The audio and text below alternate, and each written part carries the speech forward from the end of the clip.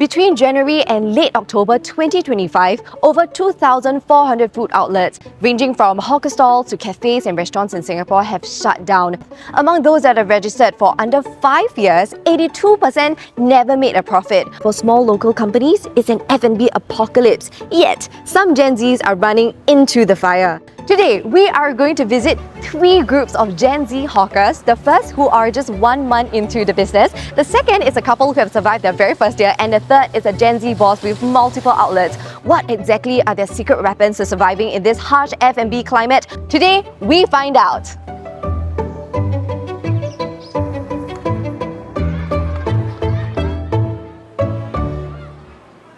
Hi, I'm Hans. I'm a 19-year-old studying film in TP, and I open a Western stall with my friends. Ciao. And this is Kushairi and this is Ifan, and we are the team. So today is Friday and we don't have classes, and now we are heading straight down to the store. So as you might know, welcome to Bazaar Western, where we sell a variety of Western food options. Hello, hi! The menu looks very extensive. So how do you come up with the recipe by yourselves? Okay, so actually we own a media production company, and fortunate enough to be able to have multiple contacts in the F&B industry. Yeah, and so we collated all of the networks, and here we are, we started this from ground up. Okay, so the recipe, is it done by you guys or do you have helps from somewhere?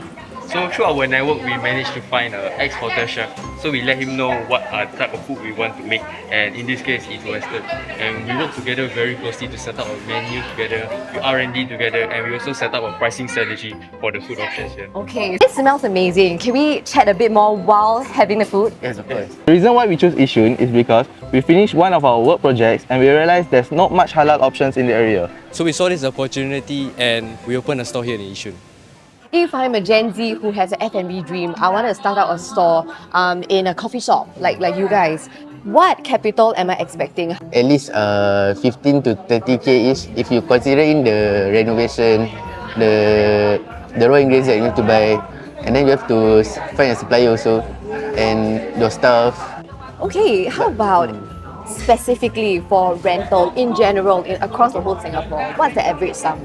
For rental, we are looking at 2,000 to 5,000 per month. And you know, there are other locations out there which can reach up to like much more, 5 digits and above. For our store, we decided to pick in the neighborhood area, so the rental is quite manageable for us. And you are doing digital marketing and also the marketing for your business. So what are the stats looking like online? So our first video that we posted, we reached about 250,000 views. Very first video? Yeah, our first video, organically. Wow! We initially posted on IG first, but it got like 250k, and then that night itself I decided to just post on TikTok also because try like why not. And then while I was cashiering, a lot of the customers came and told me they came from TikTok. Then I was like wondering to myself, why TikTok? I posted on IG first, right?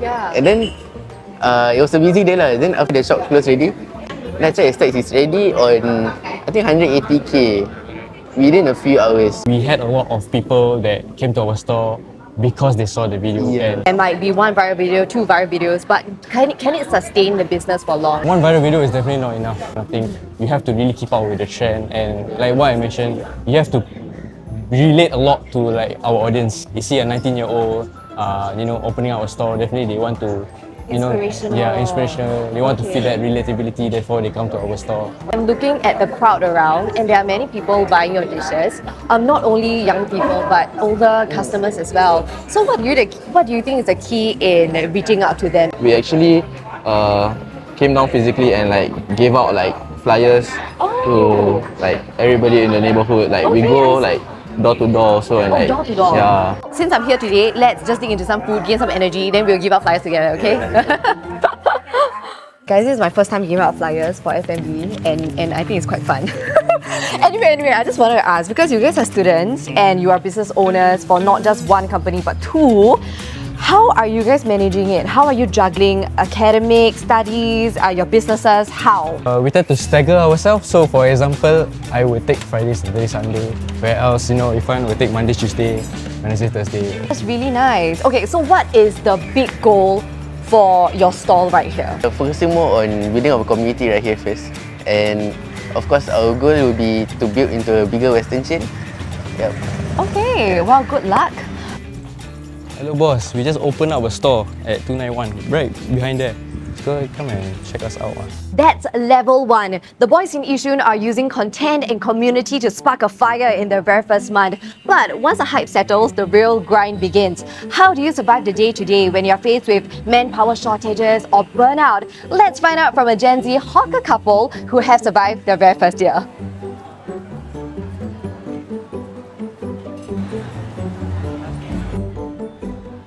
Hi, I'm Siti.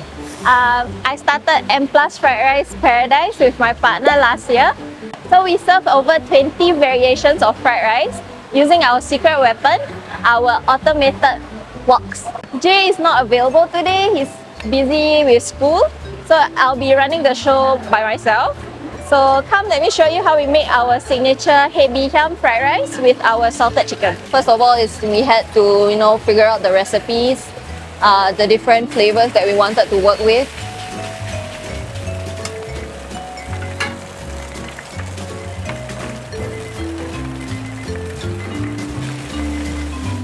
So one of our main focuses when we were designing the whole recipe and the machine itself was that we wanted to capture the wok hei taste that is pretty much quintessential to a fried rice. Finally, we managed to figure out like a proper setting that doesn't burn the rice, doesn't dry out the rice or leave it too wet. And we finally achieved our perfect wok hei taste. Hebi Hiam. Every sauce, every flavor, everything we are made in-house. Oh, tell me, how do you even start this business? What got you into automation? So originally we were marine science students, not really related at all. So to gain better insight into the F&B industry, my partner actually, he kind of like apprenticed at the Suyuan hawker center over there, where he actually learned, how to infuse the fried rice with wok hei. Right. Yeah. Okay, I'm curious because you guys are marine science students. Yes. So what made him interested in the F&B business? Interest of ours to start a business. It was a matter of whether we do it now or when we're older. I see that you guys have learned the traditional skills first. So Yes. then, how did the robots even come into the picture? Boyfriend has another mentor from Hong Kong. He decided to introduce us to the machines. Okay. And then brought up the idea of why not take it a step further and have it automated. So I'm pretty sure there are some upfront costs to even purchase these machines. Yep. How much would it be? So we decided to get 2 machines, all the way specially from Guangzhou. Range is about 5,000 to 15,000. Okay. Not every part of our kitchen is automated. We still need to fry things like our ha cheong gai and our salted chicken. So yeah. So the best part about our automated fried rice machine is that we can ensure the consistency of the fried rice every time. So this is our Hebi Hiam fried rice with our salted chicken. Okay, here you go. Wow, it looks good. Wow, and it smells legit. Okay, now Sidi, I have to ask a very tough question, and I think many people have asked you the same question, which is using machine to whip up a plate of fried rice. Is it considered cheating or that the food has no soul? We are almost used to the comments, honestly. We've done a few things where we've posted online and then there's a lot of skeptics in the comments. They're almost asking us use machine got wok hei meh? Someone even posted somewhere is use machine halal not? Actually, right, I think the proof is in the food itself. For example, there was one time we had an auntie who was kind of skeptical. She came up to the shop and she looked at me and looked at my partner in the shop. He was like, "You're so young, you sure you can cook or not?" Look at her, I was like, "Auntie, you try first. You try first." So after that, she actually bought a plate from us. Okay. So then she came out with the empty plate and she was like, "Okay, okay." And now she comes every week. Oh, so auntie is now a convert. And it's been one whole year of doing operations by yourself. Yes. And I hear that you have broken even in 4 months into the business. What are the pros and cons of using such a high-tech, low manpower way of operations? So the first cons would be the initial stages, the cost of the machines. Also need to have a little bit of cushion for the rental. How much capital should they have? 30 to 50k. Okay. Yeah. How much cushion do you have? Like after you're done with the 30 and 50k of the upfront payment, Don't do what we did. what do you do? We only had like 2 months of cushion.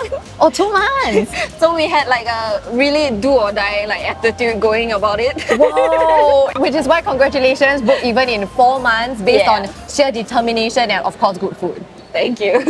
For level 2, surviving the notorious first year, CD&J use automation to stabilize the business. But what if you want to go bigger? What does it take to move on from surviving 1 year and 1 stall to conquering the island? To unlock level 3, we need to speak to a Gen Z expert who has already cracked the code on scaling up. Let's go!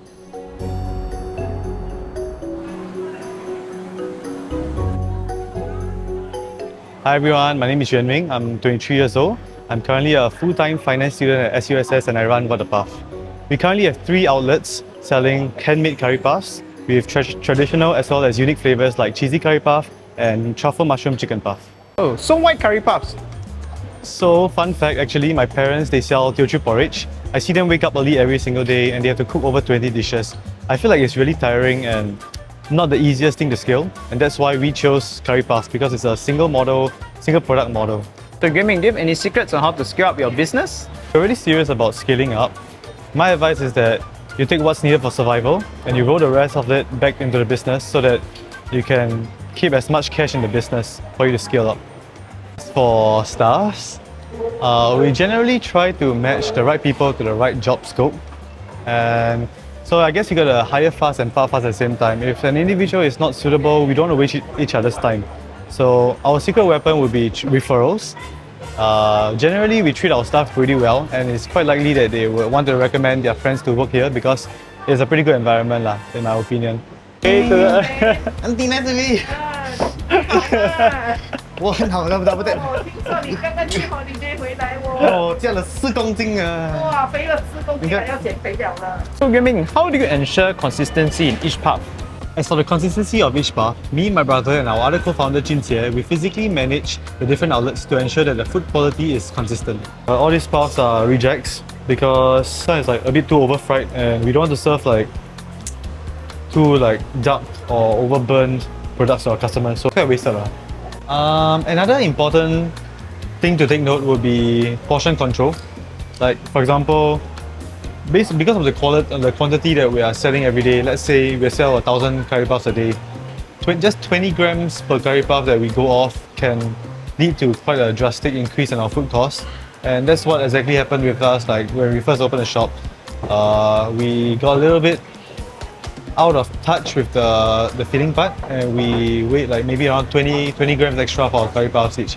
So that added up quite a bit, and for the month our food cost went up by around like 8 to 9%, and that 7 to 8% could be your entire margin. So a simple mistake, if you don't correct it, it can wipe out your entire margins basically. So it's very important for you to keep your expenses in check. So do you have any last encouraging words for Gen Zs who wish to enter the F&B trade?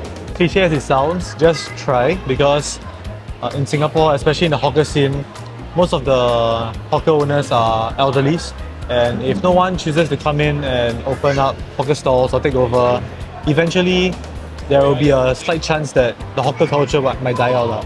So just come and try. It's a learning experience as well, because who knows, you might find like a career that you want to do for your rest of your life. You might find something that's not suitable for you, but at least you find out something, right? So, can Gen Z survive the F&B crisis? The answer is yes. But it seems like the definition of a hawker is evolving. Be it our boys in Yishun using viral content to launch their very first month, or CD&J using automation to survive their very first year, or our experts scaling an entire empire. They are not going into this industry blind. Gen Zs are bringing their own weapons to the fight. Let us know who are your favorite Gen Z hawkers down below, and see you next week on Gen Z Crash Course.